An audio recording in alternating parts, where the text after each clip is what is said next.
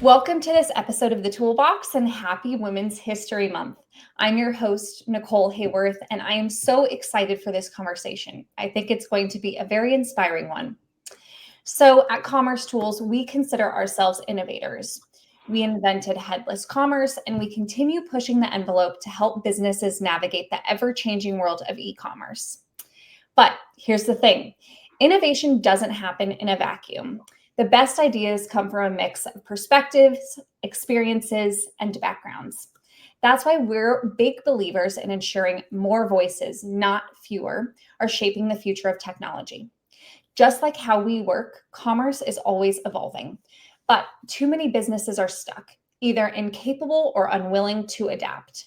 Here, we believe adaptability is everything. It's one of our 4 core values, and we don't just talk about it, we live it. From building the most versatile commerce platform that gives businesses the freedom to innovate, scale, and shape the future on their terms, to offering benefits like the ability to work from anywhere in the world for 60 days, adaptability is at the heart of everything we do. But let's be real, true innovation doesn't come from technology alone. It comes from the people driving it. And that future must be shaped by diverse perspectives, fresh ideas, and bold thinkers who challenge the status quo. Right now, though, it feels like we're moving backward. DEI rollbacks, tech leaders saying companies need more masculine energy, which, let's just say, we respectfully disagree with. But here's what the data tells us. Companies with diverse leadership teams are 25% more likely to be profitable, and those leading in ethnic diversity outperform their competitors by 36%. Inclusive teams collaborate better, innovate faster, and deliver stronger business results. So if the numbers are this clear, why do we keep making something so simple so difficult? The real question is, how do we change that? How do we make sure women and girls see themselves not just in tech, but as the future of tech? And how can companies create environments where they don't just enter the industry, but thrive and lead?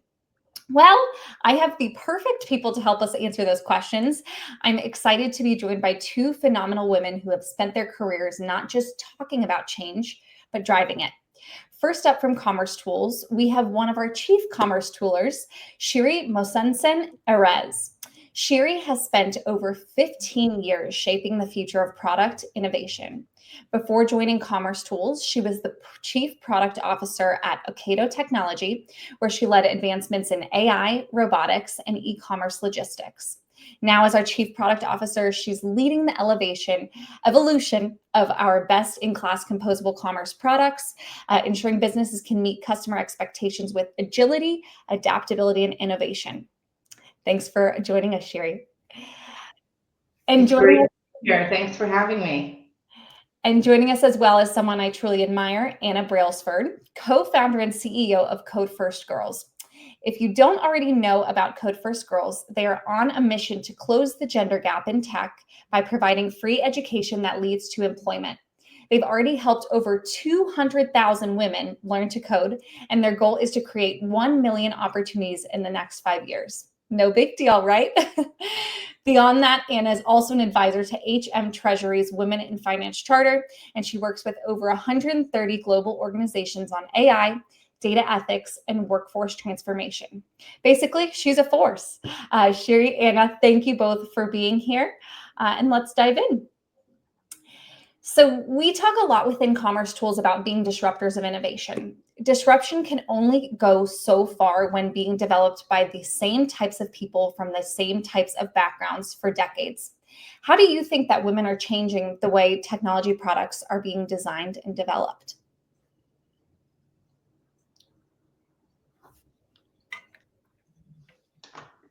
I will kick off. I'll kick off. Yeah, go ahead, Anna, please.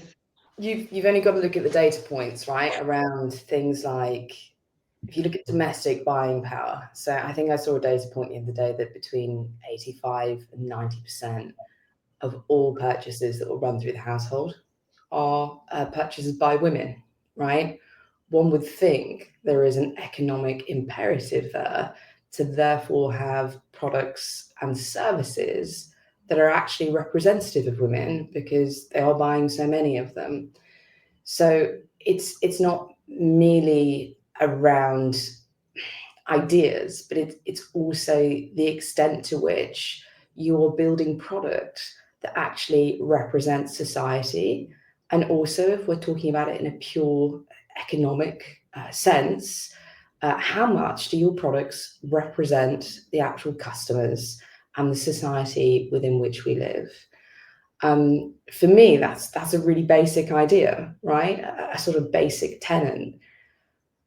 We need to get the basics right. And if we can do that, the next step naturally is, okay, what type of innovation will that lead to, particularly for the customer? Great. I'm happy to add to that. I had 2 points, and one of them exactly the same. As a product leader, it's extremely important to be in the shoes of your customer. And so if you have a misrepresentation or an underrepresentation within the team that's trying to solve problems for customers, then creating the right empathy and the right understanding of the customer is still possible, but it can be harder, and it's definitely valuable to have the voice of the customer right there inside your team. So that representation is important, and that applies to women, but also any other diversity aspect. And then I think, secondly, when we look towards innovation, a lot of what drives innovation is just different opinions and perspectives. And so to be able to have new ideas come to the table, you need to bring different backgrounds, different working experience, and also different, diverse from a location perspective and from a gender perspective as well. So there's a contribution, and I don't have a stat for this, but making better decisions and bringing more new ideas, that kind of environment is best when you actually have a diversity of people within the team. So it's a business decision, or it's something that businesses should see as a huge plus. If they're looking to innovate, they need someone to think about things differently and bring that perspective to the room. And at the end of the day, you make a better decision overall. That's great. And speaking of diverse opinions and innovation, Anna, I would love to hear a bit more about Code First Girls, because you all are doing some really inspiring work to move the needle for women in technology. What are some of the most impactful stories that you've seen from women who have been part of your program? I mean, if we talk about, I think, some of the biggest success stories, our alumni have ended up in some of the most amazing positions. Like, it truly humbles me, right, as to where they've ended up. We've been going for a while now, so I have the beauty of actually seeing their journey progress. It's actually one of the best parts of my job. And sometimes you have to step back and go, wow, they've done some amazing things. So we've got Code First Girls alumni that have been at NASA.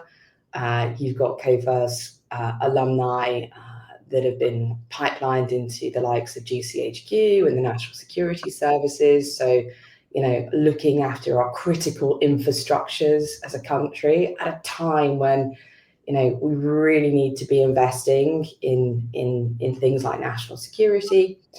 And then you have the stories that are really incredibly heartwarming, and sometimes difficult to hear as well. And it really does transform women's lives. So a really good example of that is the type of work that we've done with a big bank in the UK, where they actively wanted to put a program together for women Ukrainian refugees. And of course, one of the biggest problems is, getting visas and being able to come across. And then when you come across, you've left your sense of community, you've left your support network, right? I've always believed that economic empowerment and creating that community is critical for a woman's success. So yeah, we've run quite significant programs around Ukrainian refugees that have now got some fantastic jobs in banks as software engineers. And listening to some of their individual stories and what they had to go through, I think a lot of them are, deeply grateful for the opportunities that they've been given. But equally, when you listen to the company's response, and also to some degree the kind of the response from the country and the regions as well, how much those women have brought to our economy and to our companies, and the difference and the sheer impact that they're making in their roles. Yeah, what a moving story. Thank you so much for sharing a little bit more about the Code First Girls program and the impacts that you've seen those women and girls make on, greater technology. And I think as a whole, we've seen a lot of progress towards more inclusive and diverse technical communities, but as anything, progress doesn't happen in a straight line. So I'm referring to some studies I've seen that show women are more likely than men to drop out of their technical and engineering courses in their schooling. So I'm curious, what do you think are some proactive steps that someone can take as Shiri, a technical leader, a mentor, or maybe even parents of women and girls to not only attract these women to tech, but then also ensure that they thrive and rise to leadership positions? I'd be curious of both of your opinions on that. Yeah, so I think, I guess 4 things. The first thing is from a parent perspective. So my daughter, Danielle, she's 7, and her school offers a game design course, which is the beginning of coding using Scratch, I think. And that is extremely important. Even at that stage, we see the moment where she says that she would rather do something else and that this is something that the boys are doing. That extra push for her to just try it and see if she likes it, and then she does like it and she's loving it.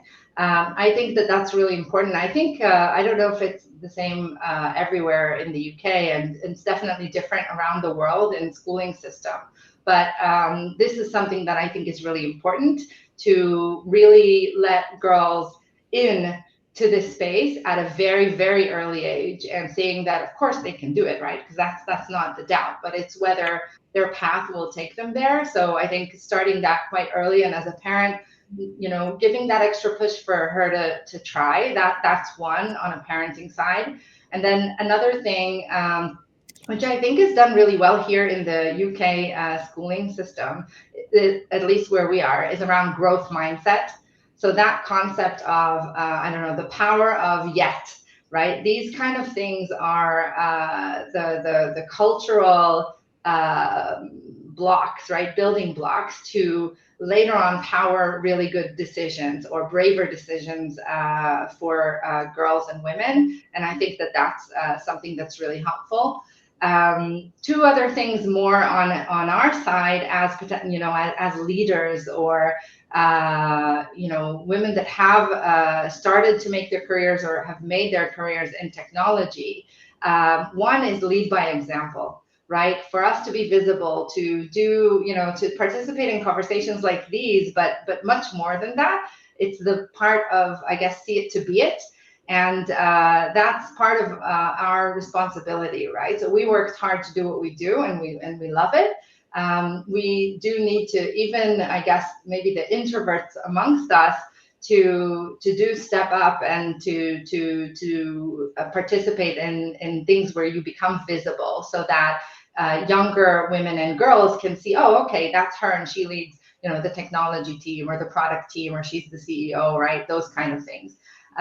So there's that lead by example. And then last one, sorry for a long answer, is around offering your time in a different way, I think. So whether it's, participating in career fairs, actually coming with your team that is doing recruitment and hiring, and being present there and participating. But also there's this piece from, I think it's Simon Sinek, where he says something about giving 8 minutes.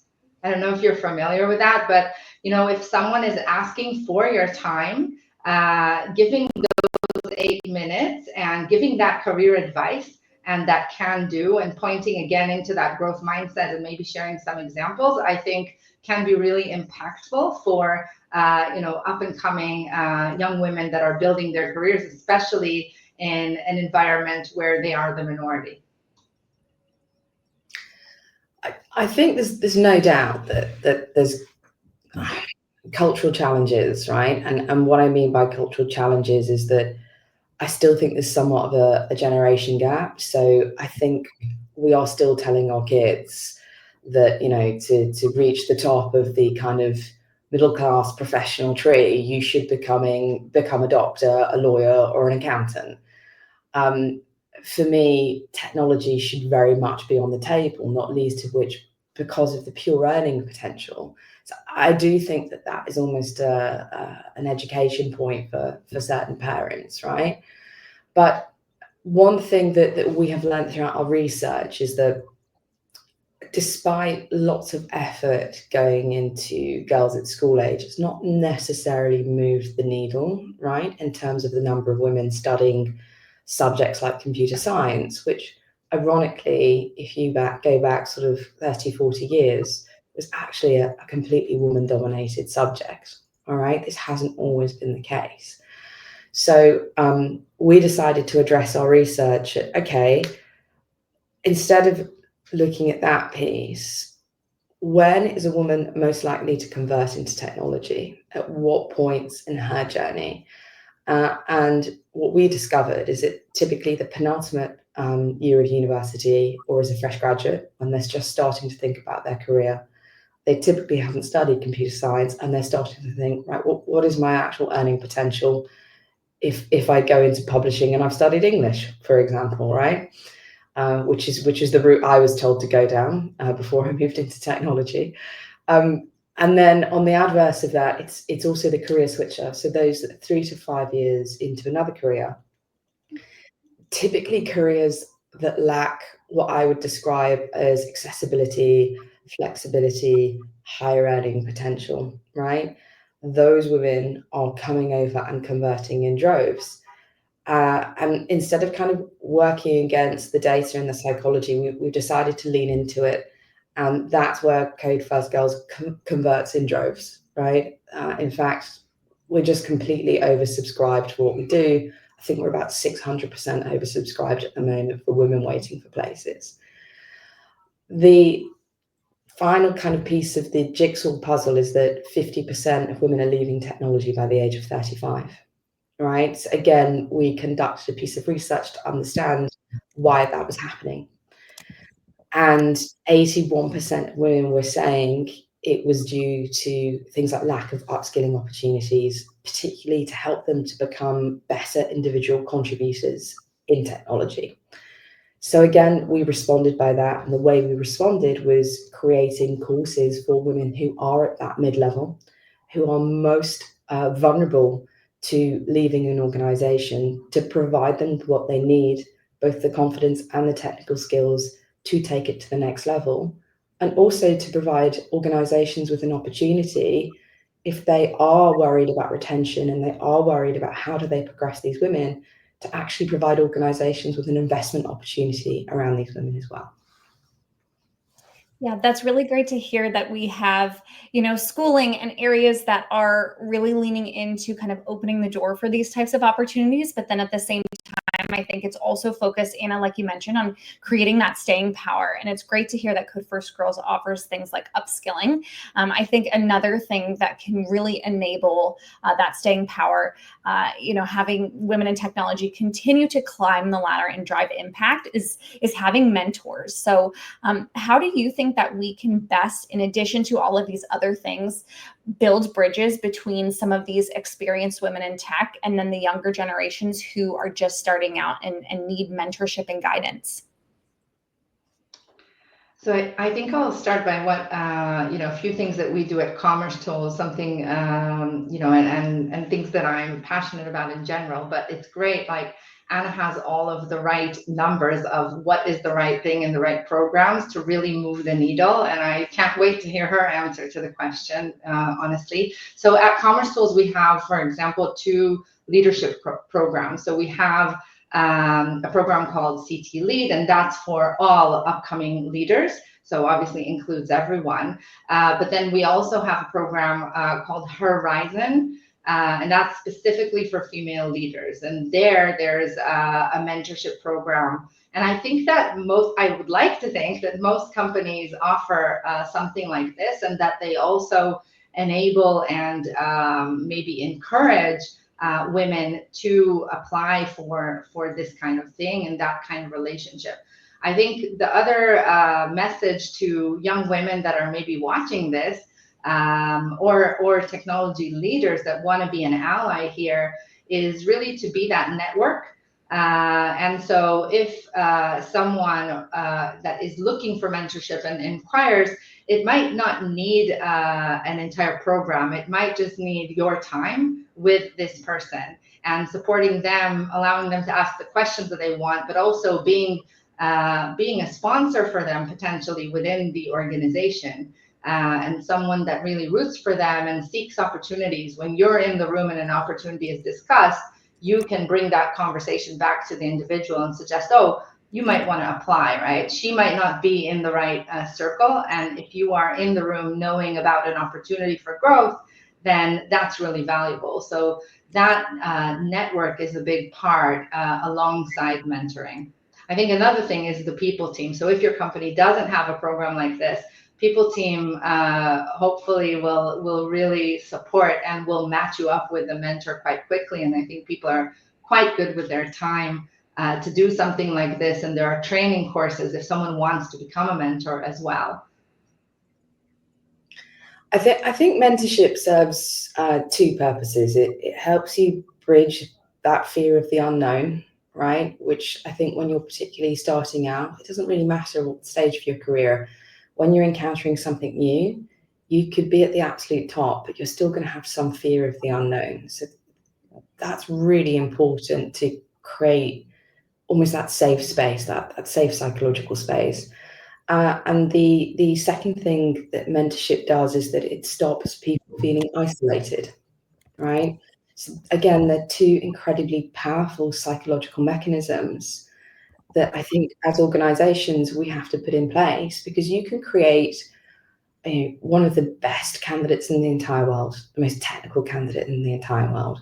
But unless that person is supported in that way, they're simply not going to thrive. One thing that we've noticed at Code First Girls is that we see both mentorship and sponsorship. Now, that they are two different things, right? Mentorship we typically see, and where we see mentorship most effective, say if you take, for example, a junior developer, right, that's starting their first role in technology. If they are partnered with another developer, say 2 to 3 years into their career, why is that so important? They can see and visualize their next step, right? They can understand what it takes to step up, and they don't have to be afraid of what that journey looks like. Now, sponsorship tends to be by leaders. It tends to be by people several grades above you in the organization. But that's just as important to know that you have that link into leadership, and you know that you are championed by a leader as well. One thing that I would say is that I've seen both mentorship and sponsorship work incredibly well, regardless of gender. And I actually think it can be a really powerful tool for the purposes of things like reverse mentorship, particularly when you have those sponsors that might be men that are leaders in the organization. And the reason for that is because a mentorship relationship creates reciprocity. It creates understanding. It enables you to put yourself in somebody else's shoes. If you have the ability to do that and build empathy and understand the challenges of a woman just starting out in technology, what might that look like? It also starts to impact your behavior and your ability to relate and your sense of what do we need to do to change things around here. So mentorship can also lead to behavioral change. And when that starts to happen, I think something really special is happening within an organization. That's great. And I'm really glad that you mentioned psychological safety and creating a safe space, because I think you can develop all of these programs, but if you don't have that as a base level foundation, I don't know if these programs are going to work. And I think in general, it can be difficult starting a career, but especially feeling like a minority in a room or on a specific team. But then on the other hand, we also know that great technologists are the ones who are those disruptors. They are the ones who are taking risks and experimenting. So how can we foster a culture of experimentation and risk taking, especially for women who are already feeling like part of the minority on their team or in the room? I'm happy to jump in. I think that the concept of allyship can be really helpful here. And it's not necessarily something that all organizations talk about and introduce, and maybe it's worth clarifying, and I'm sure that Anna has a really solid definition, but I guess it's really about everyone and not just women, right? Being a bit more attuned to this environment and the inclusion atmosphere that we want to create, and just being aware that it isn't necessarily there for everyone as it might be for you as an individual. And so really encouraging people to decide actively to be allies. And then when they go into a meeting, they go into a situation within the company, to notice the room and to see whether there's someone that they can notice that is actually maybe has something to say but isn't necessarily speaking up, and then make room for them proactively. I've often been in a situation where someone was trying to interject. It could be just that they're on a different medium. For example, they're on a video call and the rest of the people are in the room, and they've then decided to stop and to not speak up. Well, actually, that person had the information that was needed to move the conversation forward. And the other people continued to talk without knowing the facts that this person brought. So being really aware of this can really help individuals feel safer, because you'd be able to once or twice bring them into the conversation, and then later maybe they get the confidence to do it themselves. I think in principle, there is something about, is there something that sometimes we talk about, oh, women should speak up more or sit at the table and things like that. And I think, yes, that there is that, but really there is something more about society as a whole. And so bringing awareness to men or majorities, right, or the majority population within a certain situation, to have that allyship in mind can be really valuable.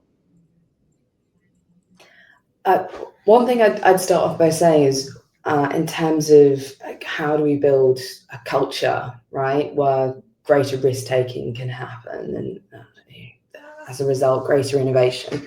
When we speak to women, we ask them, what is more important for you from Co-First Girls? Is it education or is it confidence? They actually come out almost equally tied. Confidence just edges it. So what we realized when we put our programs together is what was really important is we didn't just focus on the education piece. We focused on building their actual confidence to enter into the job. And that flows through in so many ways, like, for example, presenting to stakeholders, right? Different communication techniques, being able to actually articulate your ideas in a certain way. So that would be the first thing I'd say, is that that's just as important as the technical education piece. When it comes to male allies, Co-First Girls wouldn't be here without men. Like, they've been absolutely instrumental. They spotted the gap in the market just as much as women did. Why did they spot the gap in the market? They spot the gap in the market because they felt it every single day. Like, I think of course women feel it, but what I found really interesting about men in technology, many of them, by the way, are Co-First Girls partners that I will work with. I work with loads of men. many of those men would have typically gone through a computer science degree, would have sat in their university or college classrooms feeling like I am in the majority and there's just a small handful of women in this room, right? I don't feel comfortable with that. And then, of course, when they got into the workplace, that was passed on in the workplace. And then when they're starting to get into leadership positions, they feel it acutely every single day. And 99.9% of men I work with are not comfortable with that. They understand that this is a unique supply and demand issue, right? So, you'll have the types of decision makers that I work with that will make big impact changes, in order to change the situation because they feel that the situation needs to change. And then you'll have other types of male allies. And this is just as important, by the way, as the big change makers, the male allies that recognize that it's not necessarily about those big changes. It might not even be in their power, but it's about small, incremental, everyday recognition, acknowledgement, and small changes in behavior that has a significant impact on the women that work around you. So, for example, providing a platform to speak in a meeting, facilitating those ideas. These are small incremental things that male allies can do, and when they do it well, they're getting so much more out of their team. I'm so glad that you both mentioned allyship, because I think a lot of times in these conversations, it can feel like, all right, what can women do to move the needle for other women? How can we bring other women up? And I think it's difficult to have that conversation and feel like we're owning everything when we are also the minority in the technical industry. So I think it's absolutely imperative that men are involved in that conversation and are also helping to bring women up as well. So I'm really glad that you both mentioned it and shared your thoughts there. I have one final question. So let's imagine right now we're joined live by a woman who's actively pursuing a career in the technology field. What advice would you give them to have a long and successful career from your personal experience? Very interesting. I think the first advice that I tend to give is around controlling your narrative. So a career is about moving from A to B to C. And it's linked, Anna mentioned this, there's a lot about confidence in here. And I know that there's research on, when does a woman decide to apply for a job versus when does a man on average decide to apply, looking at the skill set or the job description. I think that it's really important to convey that you can control your narrative and that that transferable skills are a big deal. And if you have problem solved in a certain role, that can help you when you're working in an engineering team. If you have, stood in front of a crowd, that can help you. That's your presentation skills. And that can also help you convey ideas and, work within a team and help the team move forward. So really looking at what your experience is and controlling that narrative and highlighting what it is that you bring to the table that you can do. You don't have to have the exact experience. That, I think, is really important for careers. And I think, again, another part is this networking and creating those sponsors or future sponsors earlier on. People are generally, want to do good and want to help. And so be brave and just reach out and put yourself out there if you can. It can be through people that you know. Just make known what it is that you're trying to do, and you'll find that a lot of people probably are very happy to help, and end up then learning to become allies without even calling it that, right? And then I guess, well, it's important to have a true partner, right? Sheryl Sandberg's book of having your partner really support you if you need to go somewhere and they need to cover, you both cover each other. It's a team, really, rather than one leading the other. And so a true partnership also really helps one move from where they are to where they want to be, in my mind. That's some marriage advice. Oh, we'll need that. We specialize in what I call the discipline changes or the career changes, right? And it can be absolutely terrifying to do something new. It can be really, really frightening. One thing I would suggest, and one thing that we always say, is that when women are discovering different areas of technology they want to get into, we don't just throw you in at the deep end, right? We're not going to put you through a super intensive boot camp. There's lots of different layers to Code First Girls. And the reason behind those layers is that we want you to be able to experience different intensity of education. We want you to be able to do it for fun, to see if you like it.